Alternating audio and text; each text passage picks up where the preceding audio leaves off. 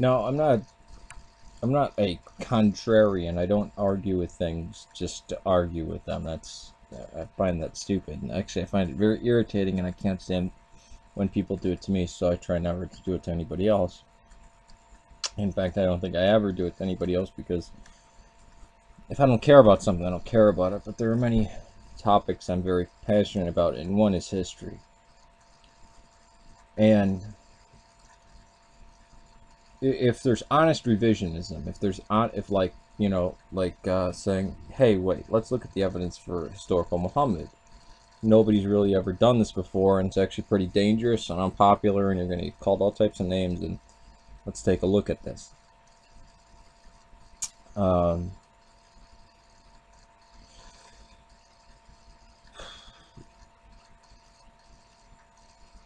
That form, fine. But ever since Edward Gibbon, we've had, well, actually, ever since the Protestant Reformation, there's been a need to bash early Christianity, or late early Christianity, from Constantine on, or even from from Ignatius on. I mean, still there's Protestants that bash the Church Fathers without even reading them, or trying to say things like Origen wrote the Septuagint. He compiled the Hexpacula. I can't ever say that word. The six, the Hebrew, the Greek transliteration of the Hebrew, and then other Greek translations, and one of them being the LXX lined up next to each other, so you could see the different readings to get a clear picture of it.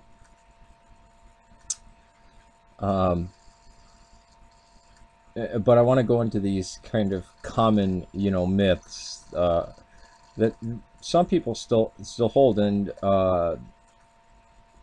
no fault to anybody who, you know, might read things and think, oh, this is accurate. The latest ones to be dispelled recently have been Constantine was the Pope. Constantine created the Roman Catholic Church, and with purgatory and everything like that, as soon as he became emperor, or at Nicaea, or in Nicaea formed the Trinity, or it compiled the canon of Scripture, or it did any of these things. Anytime you see me wearing a hat, by the way, means my hair is messed up. So I just got out of the shower. Still need to shave though, because I was working outside all day today. And so I just want to go through some of these, and this might take more than one video. Somebody raised concern about these things. Said, I read of Cyril of Alexandria. Under Cyril, more than 200,000 Christians were massacred in Damascus alone in the space of a few months. J.G. Bennett, Masters of Wisdom, page 77. Bishops only have control of where they're at. That's the thing. And there was tension between Alexandria and Antioch, definitely.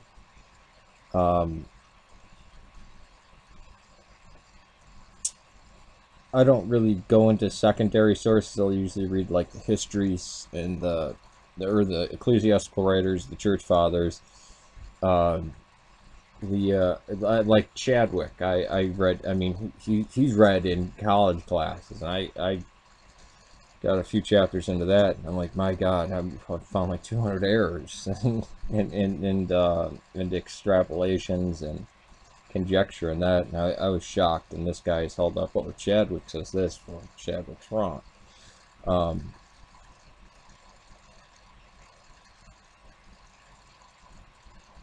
I don't see it over there. I would have grabbed it.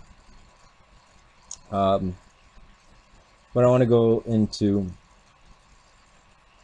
the Novatians, persecution of Novatians, the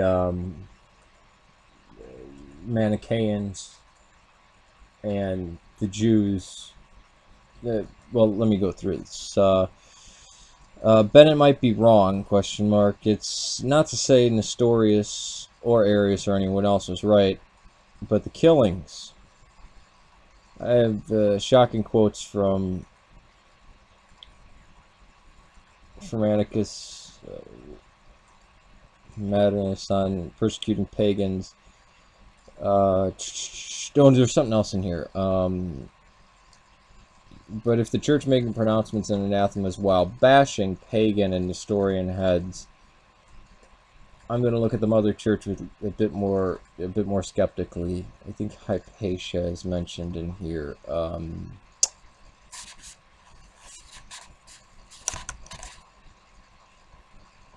Oh, okay. I don't know how many Nestorians were killed. But this figure sounds wild. But then people like Cyril, but there's that Hypatia business and the expelling of Jews from Alexandria. Okay, even in that wretched movie Agora or Agora,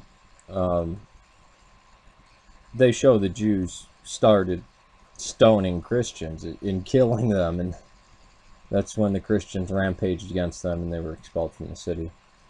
And I'll go into that more, but I want to mention Hypatia right now. Those of you who have been following me for years across these videos have known I've done about 9 videos on Hypatia. Why do I devote 9 videos to her? Because it seemed like every 3 months somebody would comment and I'd have to say, look at the historical source for Hypatia. We have 3. And comes down to it, the most trustworthy one, the one that doesn't have a political agenda, not trying to talk about her in a pro or con, has her living 90 years after Cyril died. There was some anti-Christian writer who talked about Hypatia being killed, and they handed out seashells, like as if handing out communion, to slice her body up. It's not how she was killed. And actually, there's one of the ways she was killed is she fell from a great height. Cyril said something and cast her down as she was flying around the city. Well, that sounds a lot like Simon Peter casting down Simon Magus when he's flying around. So it's just transposing the acts of Peter onto the story. Another one is she died a natural death living with her husband 90 years later. So historical Hypatia, I don't think she existed. And definitely still around this time there were people who were thinking about bringing the paganism back, or sympathetic to paganism. The main accusations against her were she was committing abortions, and she would help prostitutes get rid of their unwanted children. And they recently found a cistern where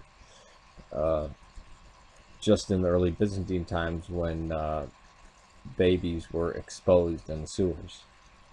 Now, Christians don't practice exposure. That's a pagan thing.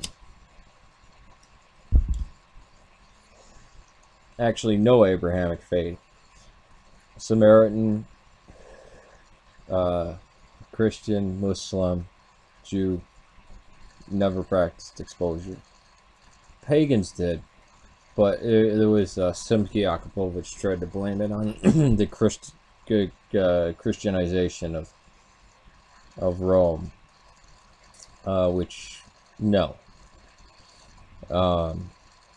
I mean, he's a journalist. He's not even an archaeologist or historian. With the Jews, people really need to look in. The Jews were not this crouching cowardice people. The massacre at Najran under Yusuf slaughtered a whole town of Christians after giving them amnesty, man, woman, and child. If you were even to read In the Shadow